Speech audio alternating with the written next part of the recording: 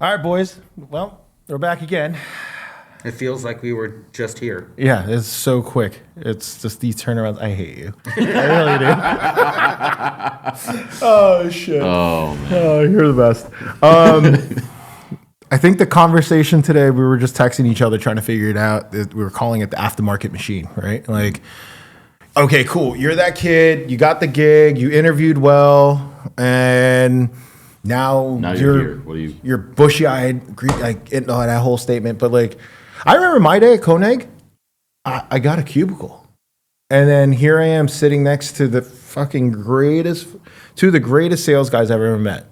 Jim Fisher he was at Wheel Pros, American Racing Wheels. He's like 30 years at Koenig now. And I was under Joe Schaefer. He's like directly across, and then Rick Guevara, the freaking founder of Koenig over there. And then my roommate / second guy in sales, Zach. I remember that day. Thank God I'm Filipino. Because the company was all Filipino based. So I didn't get any, like I was kind of in, I was like the little nephew that everyone else, but 19 years old as a marketing director, like I felt like I made that shit up. Well, I'll say I made that shit up. Like, but Koenig was insane. Like, remember, like the truck industry was just popping off, and SEMA had the upstairs was all trucks, right? Like, and it was my first time coming to SEMA. I didn't know what SEMA was. My second year I go to SEMA, I got it, nailed it. Third year, I meet Bob from GM, the late great Bob, and from GM, and Bobby's just like, I love you, kid. Like the passion's there. Like, have you ever heard about dollar cars? I'm like, shit. Learn Photoshop. I start rendering this stuff. Right. And next thing you know, I come into Rick and Joe's office. I'm like, we got the car. And they're like, that's great, kid. Who's going to build it? I was like, oh, shit. I've never built a car before. I have no idea. Thank God Jimmy saved my ass. And thank you, Jim. Thank you. I can't wait for the response for this one. And then, like 70, I did 42 SEMA cars later. Right. Wow. It's here. But it was such a shock for me just to seeing how many lanes, how many people, and then the different cultures, right? Like Koenig was very family oriented, thankfully, right? And we're New York, we're zero bullshit. Even at like Rafa Racing, right? And at Maximo Capital, it literally says like Rafa stands for race as family always, right? So it's just like, I fit really well, obviously, in those type of categories, but in my world, in food and beverage, it's just not the case. Like, unless it's a startup, and then you start clearing, as soon as you make $3 million, then shit starts changing. People start changing. Things start changing. Thankfully, like, my guys at Coco Love, my guys at Four Branches, they're all pretty legit, and they just stay who they are, right? But, like, Four Branches is 4 guys from 4 different military branches on a whiskey. Coco Love is the happiest hippie 6-foot tall dude I ever known. What it really comes down to is like, what can we say to these kids that the next industry or people in this industry now that are struggling, right?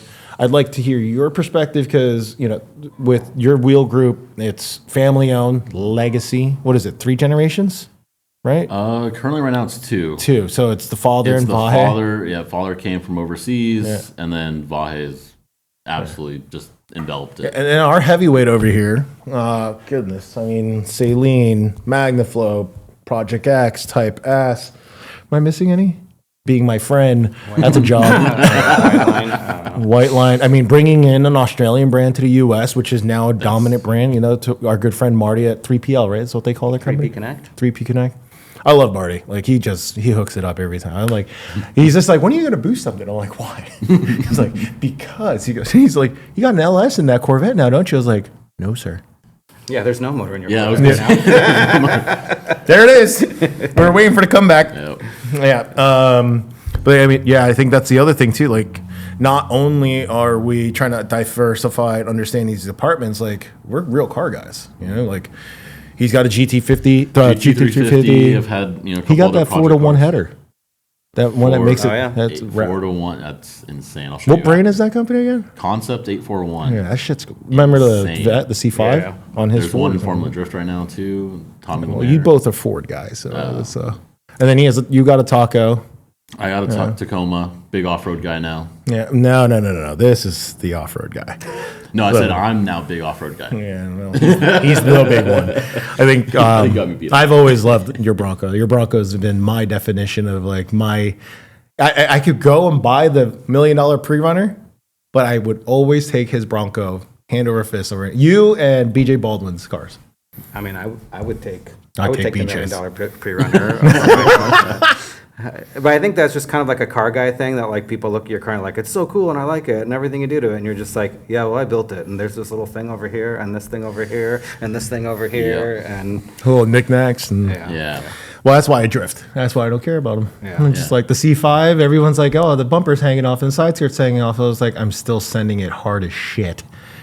We just got the G35 back, which will take a couple guests out for rides and stuff. And then I just bought a E46 convertible, You love 330i. your convertibles. You've been Yeah, I have talking 3 about- convertibles. I have the Miata for Sullivan, and I have the Volkswagen for Remington, the Rabbit. And Did you then say the Corvette technically is one? Is it a, it's oh shit, I do have a problem. there you go. Yeah.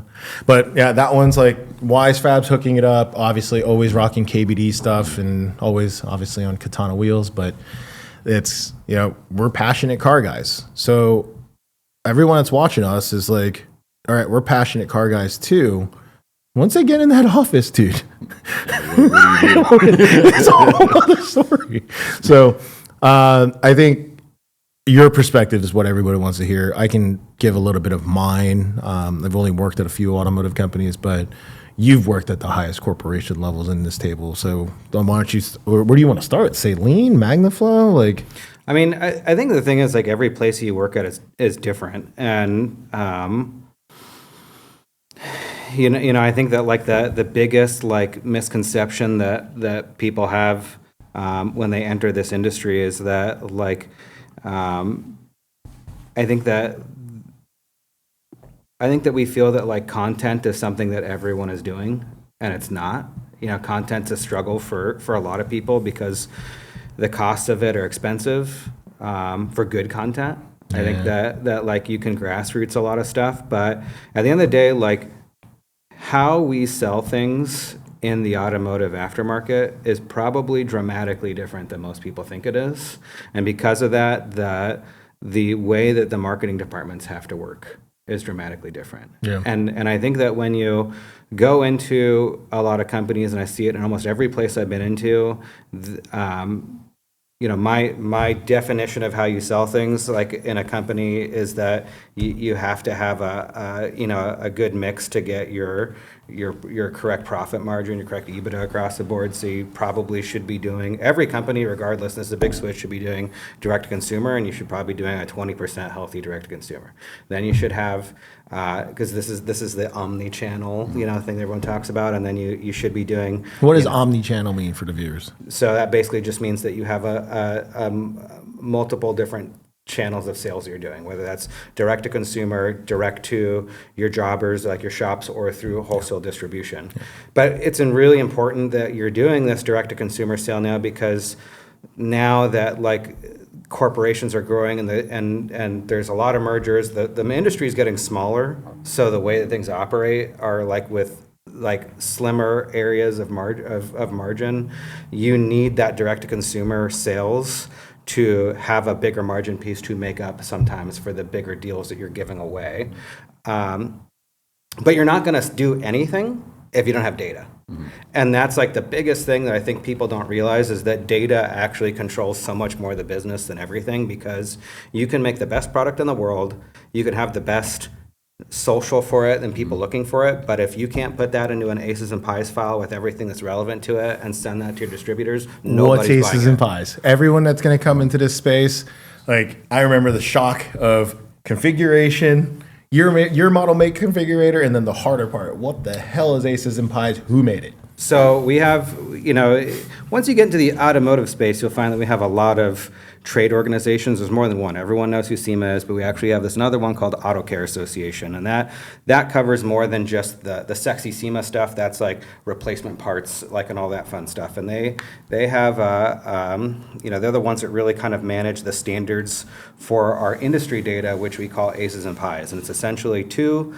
two spreadsheets. ACES is fitment, and it's year, make, model. And it's pretty complex because when you look at it, like a sheet could say, like, this is a 2025 F-150. And then for that same part, you're going to have, but this one's a 5 liter, and this one's a 3.5, and this one's a Lariat, and this one's this, and this, and this. So a single part may have 30 entries for fitment on that sheet.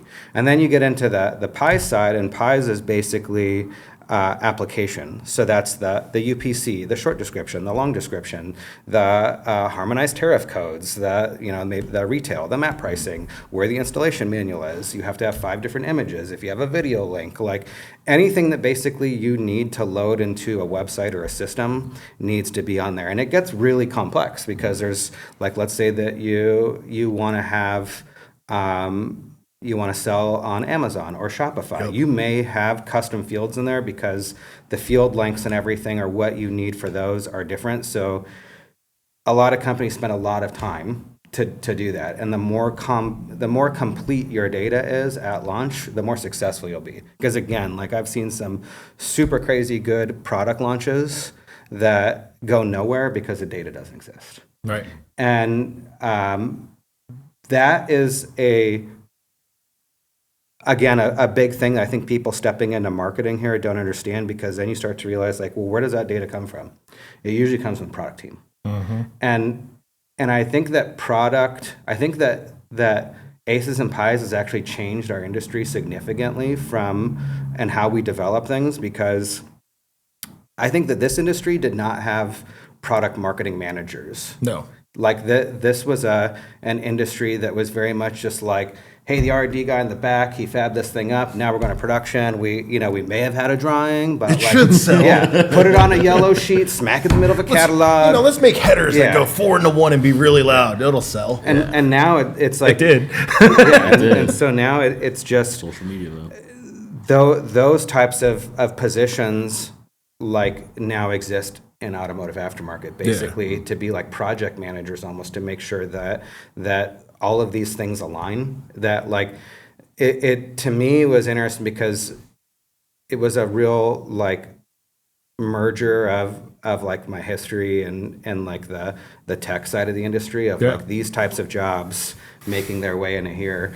And it's probably like a thing for you because, like, from a consumer packaged good type of background, like, these are things that you have. And it's just like, this is a widget, this is whatever. Yeah. And you have to sell it and you have to load it into someone's system and you have to do all this. But the game is changing, and how our customers are buying is changing. It's crazy too. So dramatically that, like, the days of the bulk majority of people walking into an off-road shop and just seeing what's on the shelf there and asking those guys, it's not that they're gone. It used but to be the buying fun. experience. Yeah, it used to be fun. And I think it was always. But like, it's going to events. Like, you just came back from Off-Road Expo. And it's smaller goods, but bigger goods. I'm pointing people to our website. And I think that goes to you yourself want to have a good amount of sales through your own company. Yeah. Because of that, people are going to be looking up your brand first, among other things. Yeah, and I think that it kind of goes into that, like, it also is, it's a brand thing, because that data that you create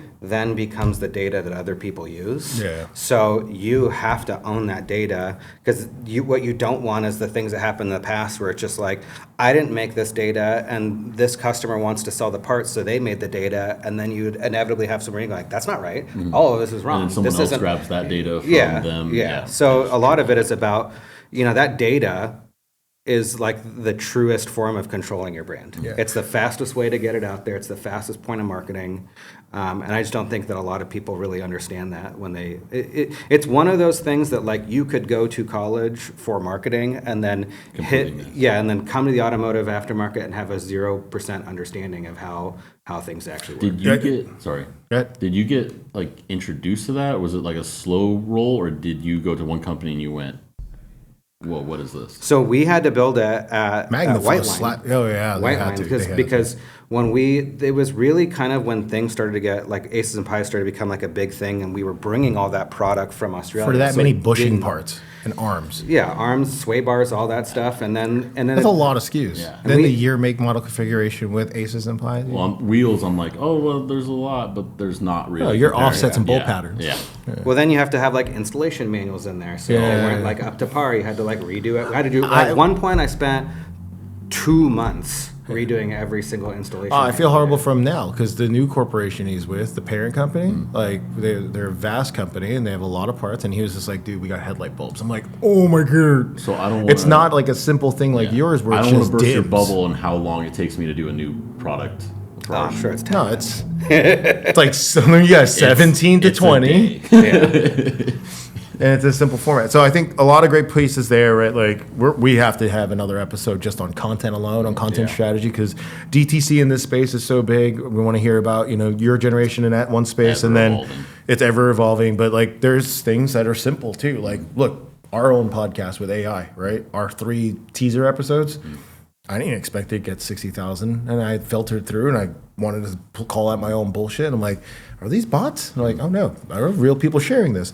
The other thing too is, I think everyone that's watching this needs to understand what a P&L means.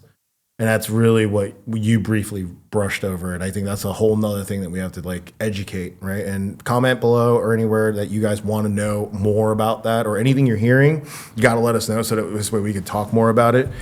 And it's because there's a difference, right? Like we're industry raised, right? That should be a shirt. Industry raised. We're industry raised in a way to where, that's not easy to figure out, right? Like you have Aces and Pies policies, you have each WD. WD means warehouse distributor. Your Turn 14. Who else do you? Keystone, Meyer, Keystone, of any course, of the AM right. guys, right? Like regional distributors, just Joe Rutledge, if you're watching Keystone, you're coming.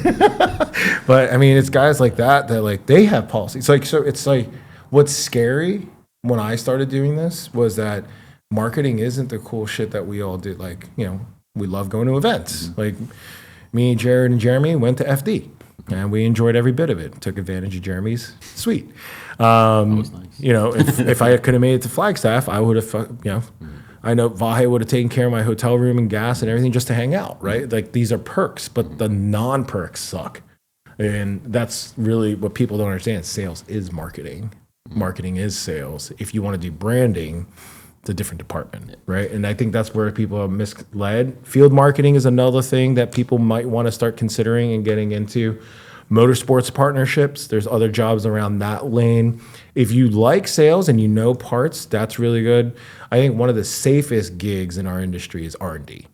If you are an R&D guy, over at 812 Wheels, one of our guys, he was actually at a different arm suspension company, and now he's with us at 812 Wheels, and he's just now our CAD master. He's an amazing engineer, and I think that's some of the things like for the kids out there, right? As we jump over to we're talking about your generation. Like you talk a lot about social media, but like there's amazing fabricators like Austin, my guy Austin from Grassroots Garage. The kid's insane. He's 21 years old. He's insane. Like it's just like I see these little nuggets of things that are growing, and it's your fault that I listen to Mike Rowe now, and he's right. Like us white collar guys, the blue collar is going to be the green collar now. Well, I think there is also just a bubble bursting too, where like there is a real, or to say there isn't always a correlation between like people like your photos on Instagram to people buy your product, right? And I think that's kind of a misconception, and I think there's a lot of that alignment that needs to happen. Is to your point of like marketing is a function of sales, not the other way around. Yeah. And so everything you're doing has to be forwarding a sale, and branding is important, right? You got to have a brand. You have to have some people identify with, but that's where I point to our sales team. I think we have one of the strongest sales teams. I would say in the wheel industry, the connections, the years. That's another thing I really love about our company is you ask everybody there. I look silly for saying 2 years because we have 8 years, 15 years. I have guys that have been there for 20 plus years, and it's insane just the accumulation and the knowledge that they have. It's a big reason why we've been able to blow up. Yes, I'm trying to create a brand. I'm trying to create a really cool. So let me translate real quick for that. So for everyone that's watching, that means a dealer network, right? Yes. What he's saying is that he has a group. I've seen it, right? These guys are like in a bullpen, and they're smiling and dialing. You want to get in with those guys because they can really carry you under your wing and cover your back. So when whoever's watching is watching this and they see like there's this whole dealer network of people calling, it's really important for the audience to know like these terms, because that's really what scares people is the terminologies. So where is the group now? Like you guys have now you just bought one of the biggest wheel brands. We just bought Savini wheels. They've been around since 2004, based in Anaheim. For high-end forged wheels. There's a Japan department as well, Savini Japan. I could tell some stories about some Savini parties I've been to. So I've heard. And that's right. That's right. I totally forgot about that. Simo was hurtful. Lawrence still works with us. He's super awesome. He's brought his whole team in. Their engineer sits right next to me now. That's goes back to the R&D, just watching his screen. I'm like, whoa. I've been to some Savini parties that made me feel like prior to the Hangover, like the Hangover. Like literally, like, is that Manny Pacquiao? That is Manny Pacquiao. What is he doing here? We just shot Nick Cannon's Rolls Royce a week ago, or week before FD. Just the connections this guy has, it's insane. So let's go back to this, right? Like I think again, you're fresh. You went from automotive, you went from dealerships to here, and I think it's really important that we share that story that.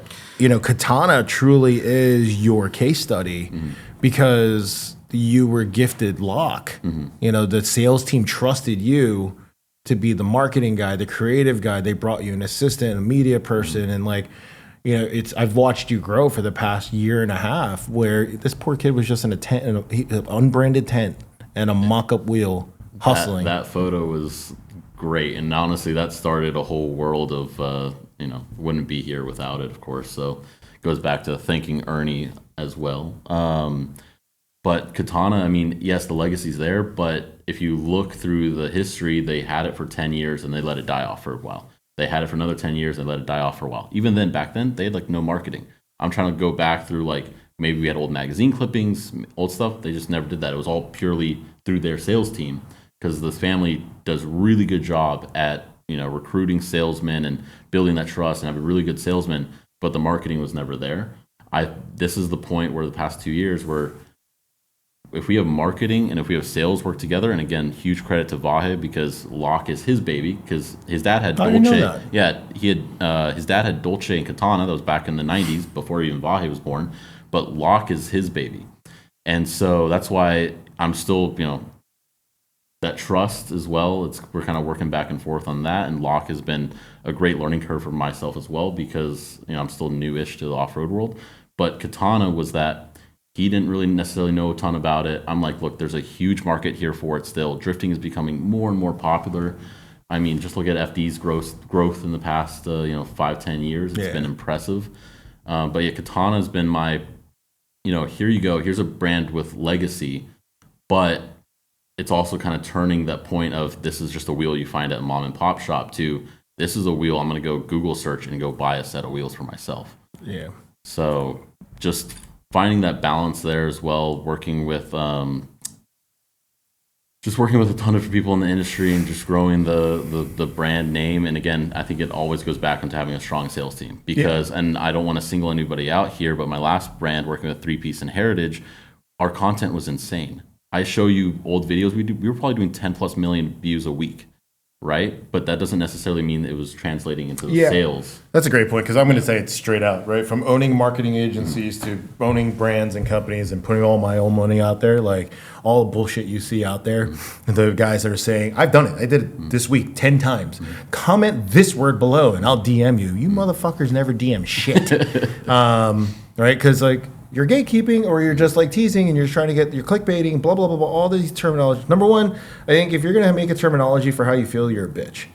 Number two, I think the biggest thing is that if you think somehow there is a money printing machine in this world in automation and direct-to-consumer sales, you are smoking a pipeline of just constant. You're just going to constantly be disappointed. 100 million views a month. You're not going to convert shit. You could not convert shit. I think one of the people that do it really well I've had a little taste of it, is Adam LZ. I think he's absolutely. one of the guys that has done it really well. Cletus has done it really, does really an well. insane job. And you can't really name another corporation. Like Hoonigan didn't do it well. They did it really well on brand deals. Like Vinny was the guy putting those brand deals together. I think what it really comes down to today, like if you're doing direct to consumer sales, I know for a fact, right? Because I have the account. I can't show you the account, but I've spent over $700,000 in ads. And I've made a company. He'll show you the account. He's just trying to play hard to get right now. Ask enough, he'll show you the cash. But I mean, to do probably 40 million in sales in the past 7 years for a company, that's mega, right? Like, so to your point earlier, it's like, yeah, DTC, get on it now before it's too late, right? And you can get the views. We're a wheel horse. Yeah. Well, I mean, the other thing about it too is that like there has to be conscious thought behind everything that you do, because like, you know, there's too much putting out content just for the sake of putting out content that like is, which is fine, and you need some of that filler to keep people engaged. But like, if you're going to be talking about a product, if that product does not exist right now to buy, don't fucking talk about it.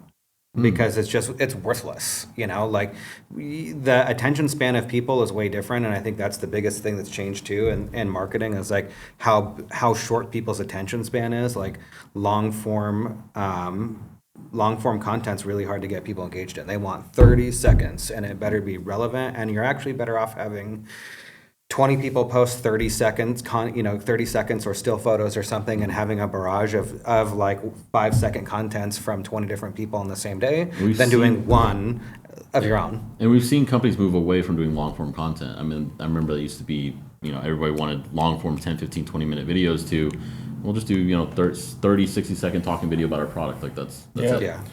And just like we got to pit in on this one. And I think it's really coming down to when you get a job and you come into a team or an organization, we should talk about entrepreneurship next. But if you're not a team player and you get this job, right? What would you tell a former you or the future you or a mentor of your own, a mentee of your own?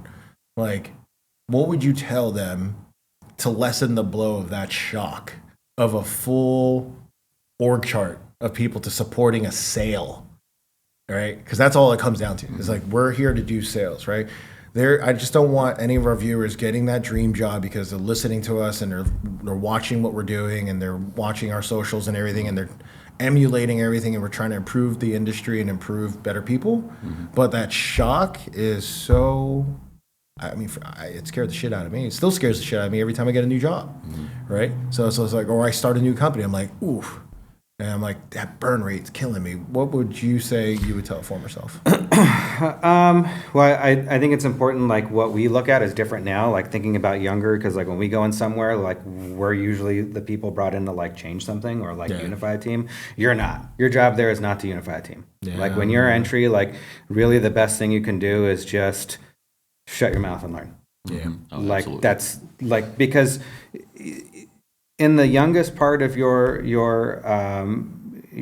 career, you're going to have the opportunity to learn things in multiple ways. And it could be you learn from doing things the wrong way, watching other people do things wrong and form your own opinion. But it's not, the time is not, when you're starting in this industry, it's not your time right now to probably have too much of it. Wait your turn. Yeah. How many times did we hear that?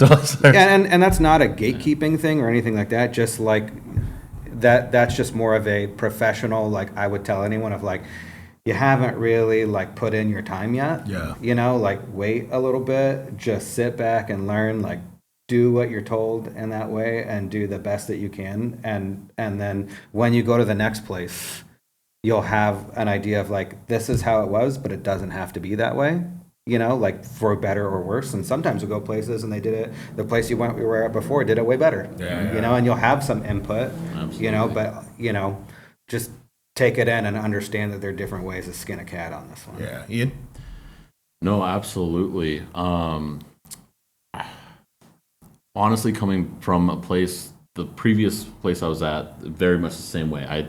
While I was heavily involved in a lot of it, it was very much, I'm new here, I'm going to just learn, I'm new to the aftermarket world, I'm going to sit back and just, kind of learn, take everything in, and that really helped to where I'm in now. Granted, I'm still learning. There's industry veterans where we are,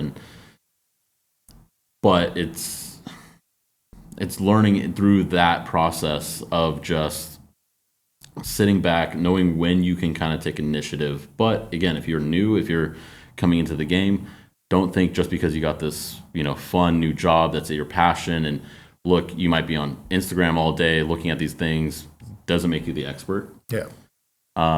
So there's things I'm still learning from you guys, of course. I'm like, wow, I did not know that. Or sometimes I'll say something thinking I'm, hot shit, and it's no, absolutely not. Yeah. That's what I think almost every time you open your mouth. He just looks at me, he's like, I think the biggest thing is like in rapid. God damn it!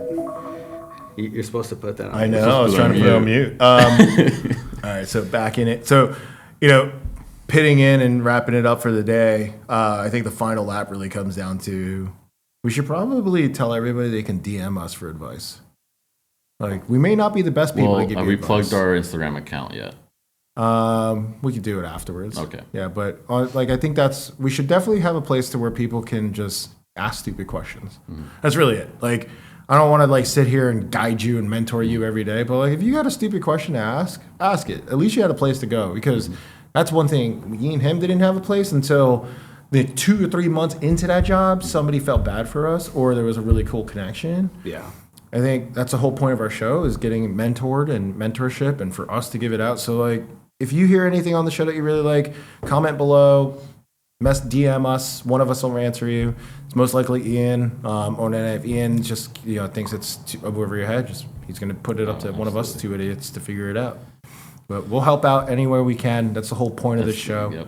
And so much. We're happy to announce that we're now going to be donating proceeds of our show and our profits, anything that we have that comes through our show, any brand deals of anything. We're supporting a group called Accelerate, something that's really important to us. I'm personally friends with the board members. I know that Ian has a big passion towards what we're doing with them and what they're doing in Formula Drift and helping out the mechanics in the future. And Jared's always been a big fan of helping kids wrench forward, right? Like, this guy's a white-collar, C-suite type of guy, and here he is in his parking lot wrenching on his freaking Bronco every other weekend. But Accelerate's a really cool program based in LA that we're really stoked to be with, and again, we're just, anytime we get a chance to donate to them, that's what we're doing. It's everything about motivation. It's just motivating our industry to get us forward and get us all forward together. Absolutely. Bye. Late.